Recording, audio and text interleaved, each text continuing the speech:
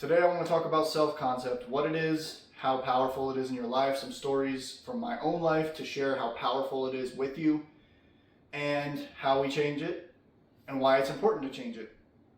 So my name is Dylan, this is my YouTube channel, thank you for coming here, and I'll just get right into it. So, self-concept, what is it? To put it very simply, it's basically how we think, feel, how we think about ourselves, how we feel about ourselves, and what we believe about ourselves. I'll break it into three different categories. So one category is your self-esteem. Second category is your self-image. Third category is your self-ideal. To put it in a better order, self-esteem maybe is third, but it doesn't matter. So your self-image is how you think about yourself, how you perceive yourself, how you view yourself, what you believe about yourself. Your self-ideal is ideally who you want to be, the person that you most want to become, or that you most want to be. And then your self-esteem is basically the difference between those two. So here's an example. So let's say, your self-image is like, oh, I'm a person that is not desired by other people. I always have a hard time in relationships. I'm not attractive enough for the opposite sex, whoever you want to attract into your life. I'm not attractive enough for them. Maybe that's your self-image. Your self-ideal is obviously you want to be more attractive. Maybe you want to be more confident. You want to be charismatic. And then your self-esteem is determined by the distance between those two. So you got your self-image here, which for most people is pretty low. We don't view ourselves very high a lot of the times. You have our self-ideal, which for a lot of people is way higher. I don't know if that's the best way to say it. For a lot of people, their self-ideal is a pretty big distance between their self-image of who they think they are. And then so that gap is your self-esteem, and the bigger the gap, the lower your self-esteem is. So essentially, if you see yourself in a very negative light and you want to be a certain way, but you're not making any progress towards that at all, then your self-esteem is going to be low. Now, even if the distance between your current self-image and who you want to be, your self-ideal, is a pretty big distance, maybe you have big goals and dreams. Like myself, I'm very ambitious and I have a lot of goals and dreams for my life. But if you're no matter how low your self-esteem or your self-image might be, if you're constantly working every single day towards becoming more like the version of yourself that you want to be, becoming a better version of yourself, working out, going to the gym, better self-talk, internal dialogue is not as negative, it's more positive. You're feeling more confident socially, whatever it is. You're putting yourself out of your comfort zone. You're growing towards who you want to be, then your self-esteem is going to be a lot higher. Because I'm going to be real with you guys. It's just the human nature that even if you get to the current self-ideal that you have now, once you get to that point, you have the self-image of your highest self. Once you get to that point, there's going to be more levels that you want to get to, because that's just how life works. And that's it's kind of a human condition, and it's a blessing, because nobody wants to stay stagnant. And if you are stagnant, I guarantee you're unhappy. I've been stagnant before many different times in my life, and that's when I'm the most unhappy in my life.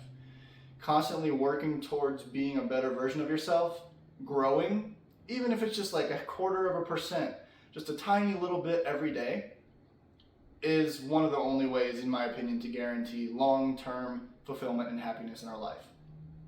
Because as humans, if we don't have something we're working towards, we just kind of get caught up in the flow of life. And sadly, nowadays, the flow of life, the collective consciousness is very negative.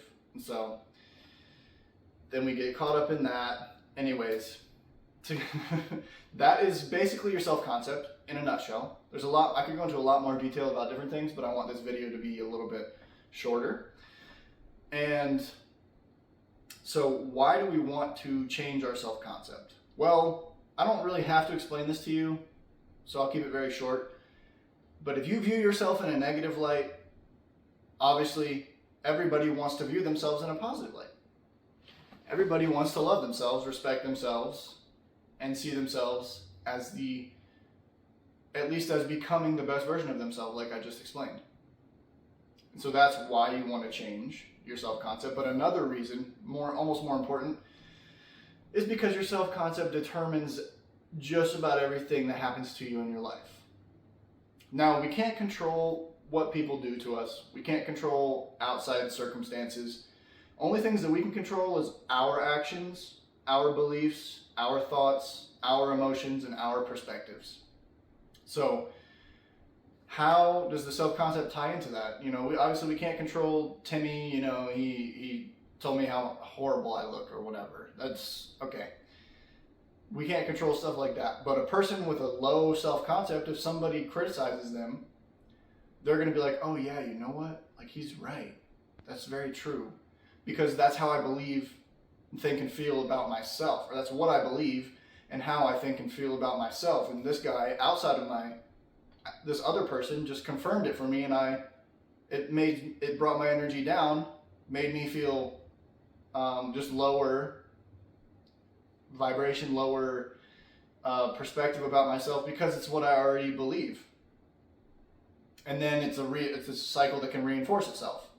Whereas on the opposite end, if somebody with a very high self-esteem, very high self-concept of themselves gets insulted by somebody else, it's just in one ear, out the other, just brush it off their shoulder because they know that that's not true about them.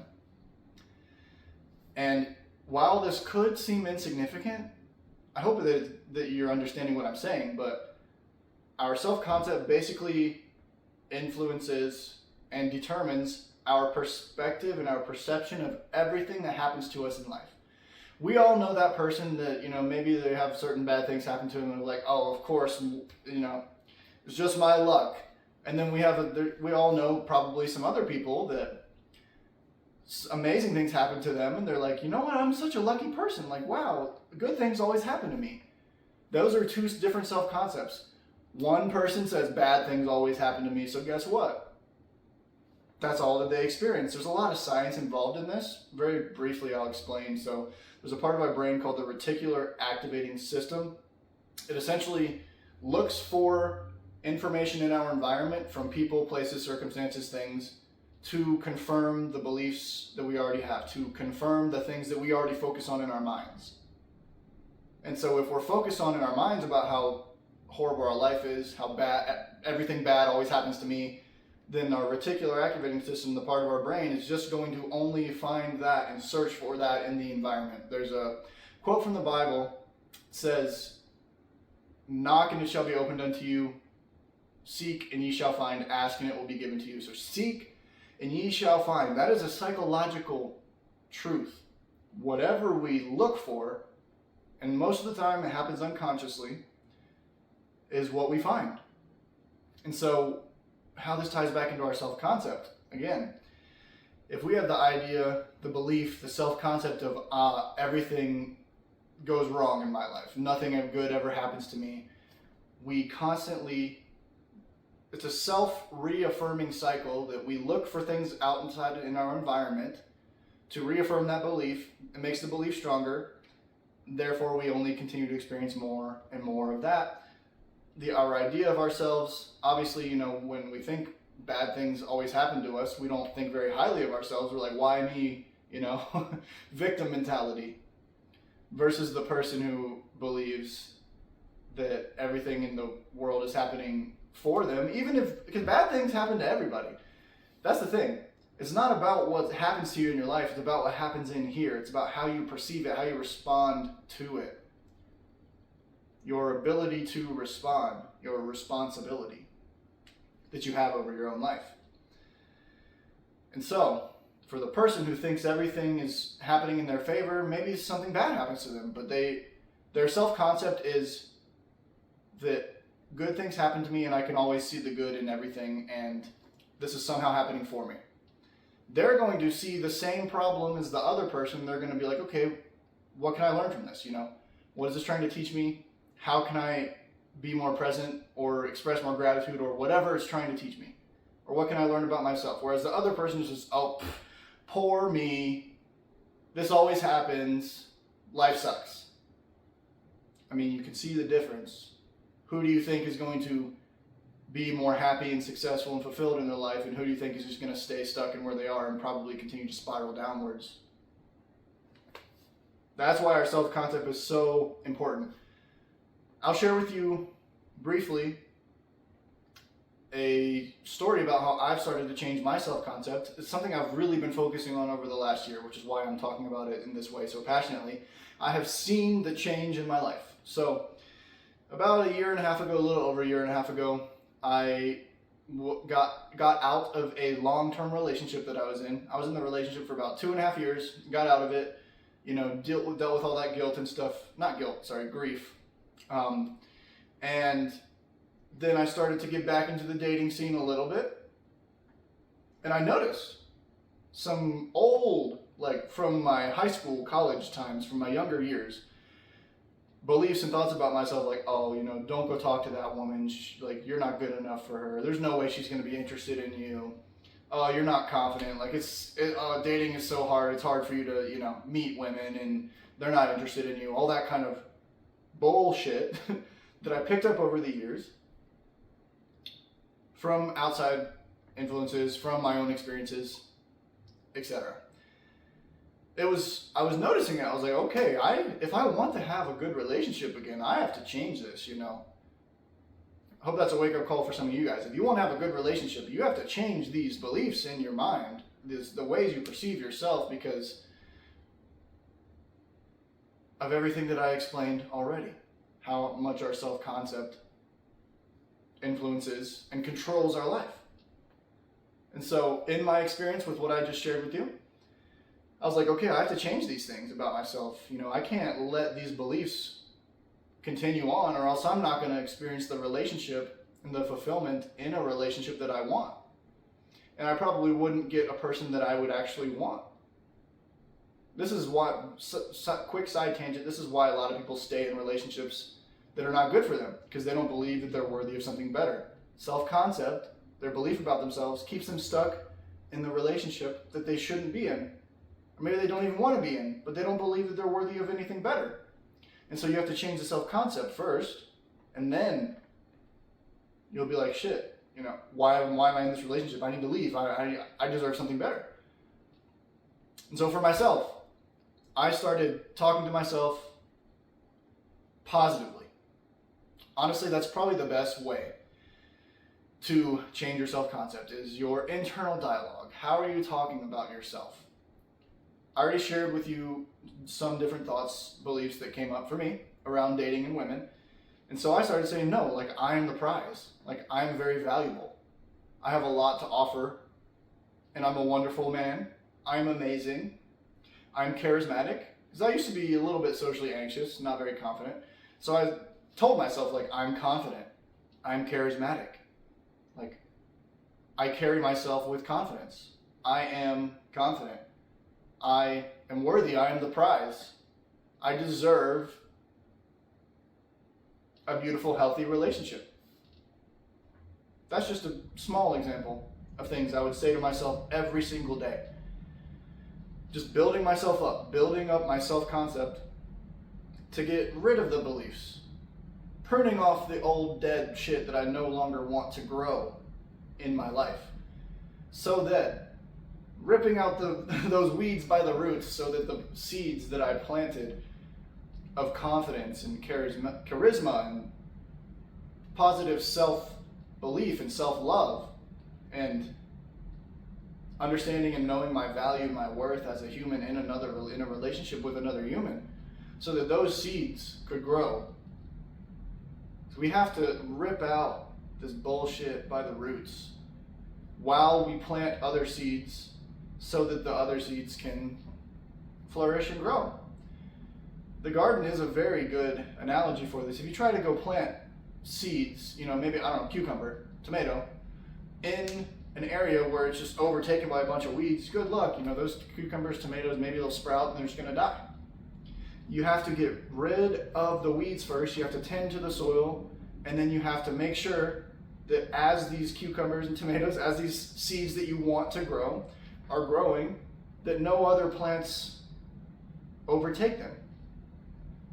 And it's the same thing. It's the same exact thing in our mind. We have to stop believing the bullshit. So I stopped believing that I'm not worthy. I stopped believing that there's no good women out there. I stopped believing that I'm not worthy of this woman or that woman. And I started believing and telling myself that I am the prize, that I am a valuable human and I deserve to have a beautiful, loving relationship. And I'm not going to go into my dating life, but I'll just tell you that after, really 6 to 8 months of really working on that heavily in myself, my dating life has become extremely easy. I'll just put it that way.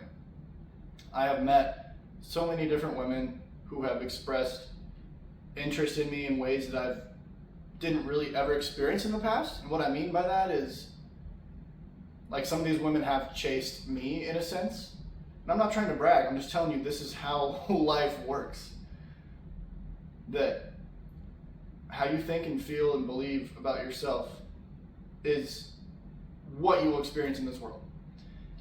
Last thing I'll share with you is some of the affirmations I was telling myself, like I'm confident, I'm charismatic, like I'm handsome, I'm sexy, I'm an Adonis. For a woman, you could say I'm an Aphrodite. That's just like a Greek goddess, Greek god expression of beauty. Aphrodite, and then Adonis is for the men, of course. And guess what? I started hearing from women. Some men would tell me this too, but women, they were telling me how confident I am and how I'm very charismatic and there's something just, special and unique about me. Telling me, of course, going to the gym has been helpful as well, which I'll talk about that in other videos, but telling me, like how good I look, men and women, both. And this is something that never happened to me years ago. It's because I changed my self-concept of who I believe that I am. And if anybody ever said anything different, just deny it. Like, nope. Maybe I used to be that way. Sure, maybe I used to be this way, but now I am this. Maybe I used to be, socially anxious. No, but now I'm confident. I promise you, I'm a living testimony. Everything I just shared with you has happened in the last 8 months or so. Like I said, of me really working on my self-concept. And the world has reflected it to me. And the craziest part is, I already shared it with you, but the craziest part is, these things I was telling myself, like I'm charismatic, I'm confident, I'm handsome, I'm sexy, I'm an Adonis. I have heard some of those things said back to me by other people about how handsome I am, about how charismatic and confident I am. And I'm not telling other people this. I don't go to other people and say, like, yeah, I'm so confident. I'm so charismatic. Oh, I'm such a handsome guy. I'm just saying it to myself, building that belief up in myself, and then the outside world has reflected it to me, and I literally hear the things that I used to tell myself, and I still tell myself, coming out of the mouths of other people. And when that started happening, I was like, wow, I know that this shit works. So don't believe me, try it for yourself. It works in every area of your life. Depending on what brings you the most pain right now is what I would recommend you working on. And if you're interested in help from me, leave a comment. You can comment confidence, something below. Or you can just comment a question and I'll respond to it, because I want to help you guys. Because this shit works. Like, it really fucking works. I promise you. Depending on the beliefs you have, who you are, your past, a lot of different things, you might not see it work in a couple of weeks. It might take a couple of months. But if you stick with it, one, you're going to feel so much better about yourself. That's all you need in the first place. You don't need the outside world to say certain things to you. When you feel better about yourself, life is better. But then eventually you will see these things reflected in your outside world through other people. And you're going to be like, holy shit, this is crazy. Dylan was right. So thank you guys so much for watching. It's probably a little bit longer than I wanted it to be, but I know that this was a lot of value I just shared with you. So I hope you watched it to the end. And I appreciate you guys. I'll see you on the next one. Peace.